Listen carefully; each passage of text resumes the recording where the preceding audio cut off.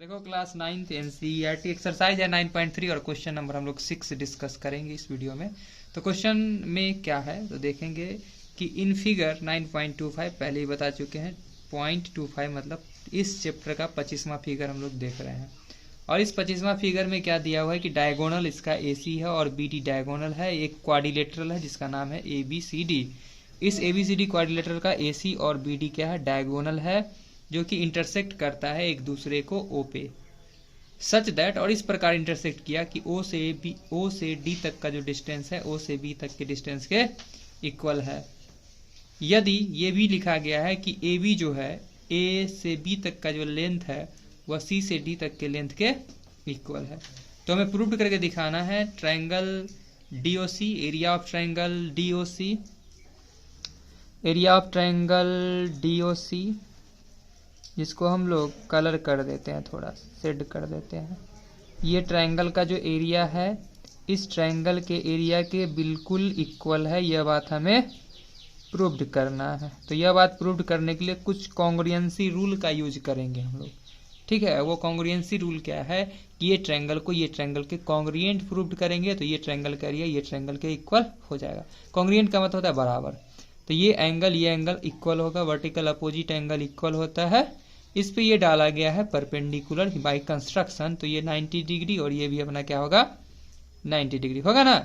ये अपना क्या होगा 90 डिग्री का और ये भी अपना क्या होगा 90 डिग्री का। ये 90 डिग्री बनाएगा और ये भी 90 डिग्री बनाएगा, ठीक है यहाँ तक।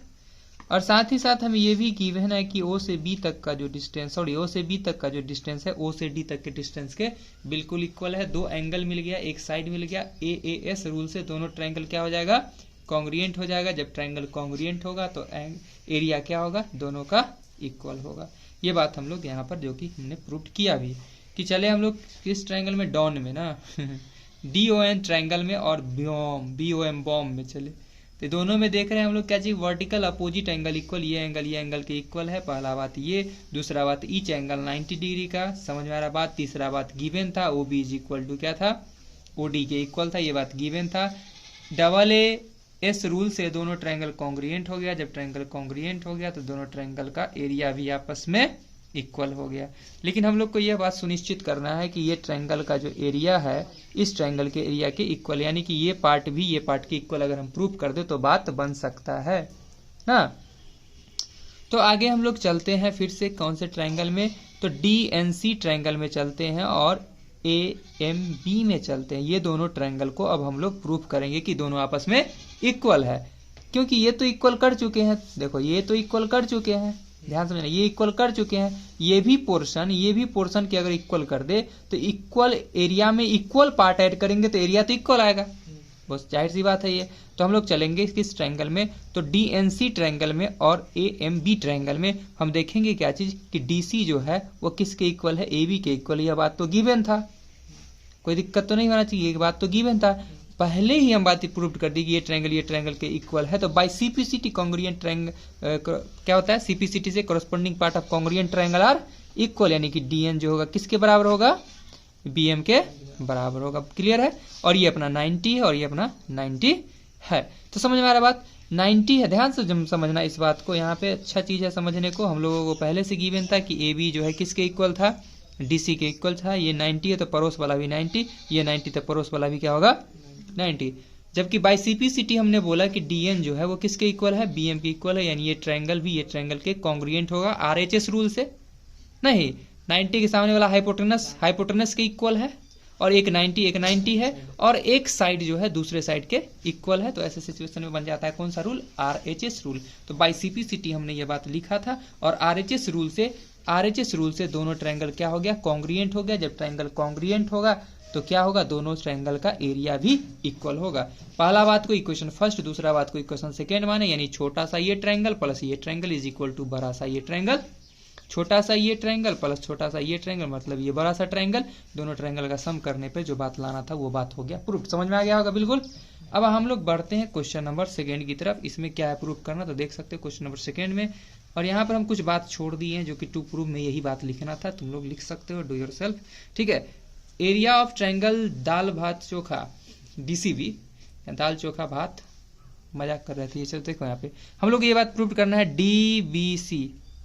अब वो ट्रायंगल चलने के लिए ये भी ट्रायंगल इंक्लूड होगा कि नहीं, बोलो। DBC में तो ये भी इंक्लूड होगा।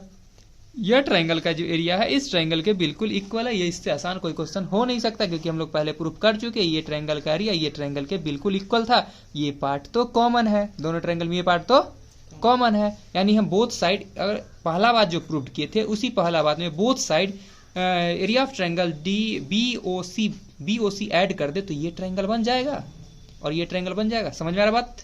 तो बहुत ही सिंपल था क्वेश्चन नंबर सेकेंड। और सेकेंड नंबर क्वेश्चन को हम लोग फ्रॉम इक्वेशन प्रूव्ड जो किए थे पहली बात, उस बात से हम लोग ये बात जानते थे कि दोनों ट्रायंगल का एरिया आपस में इक्वल है। Adding the area of triangle BOC, नहीं दिख रहा है तो देख ले, कि ये बात हमें प्रूव्ड करना है कि इसके इक्वल है। और पहले ही यह बात प्रूव किया जा चुका है कि यह दोनों आपस में इक्वल है। तो ये तो कॉमन पार्ट है, तो कॉमन पार्ट दोनों साइड ऐड करेंगे तो ये ट्रायंगल और ये ट्रायंगल फॉर्मेट हो जाएगा। यहाँ पे फॉर्म्ड होगा ना, मतलब बनेगा।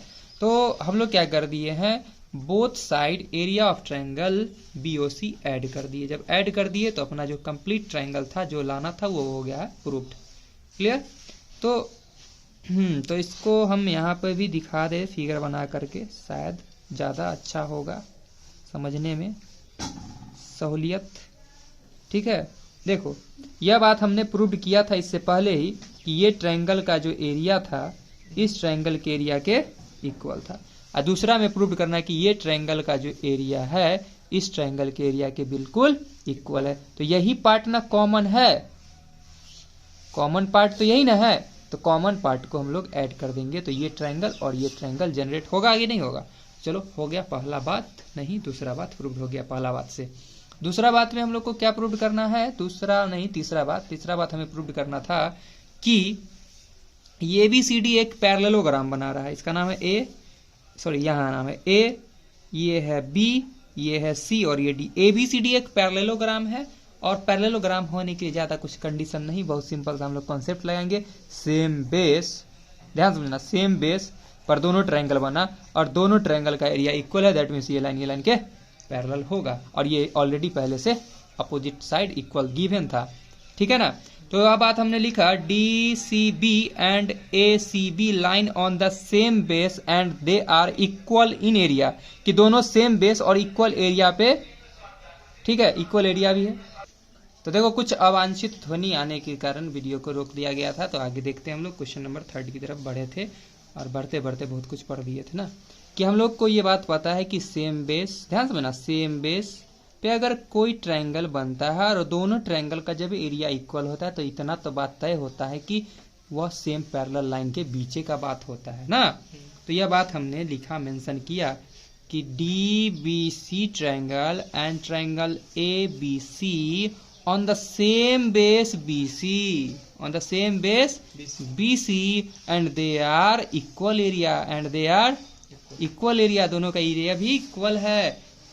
therefore हम क्या बोल सकते हैं, they lie between same parallel line, they lie between, यानी कि ये जो है सेम पैरेलल लाइन के बीच में लाई कर रहा होगा। जब लाई कर रहा होगा तो क्या होगा, DA पैरेलल होगा BC के, DA पैरेलल होगा BC बोलो या CD बोल देते हैं। DA पैरेलल किसके होगा, CD के होगा।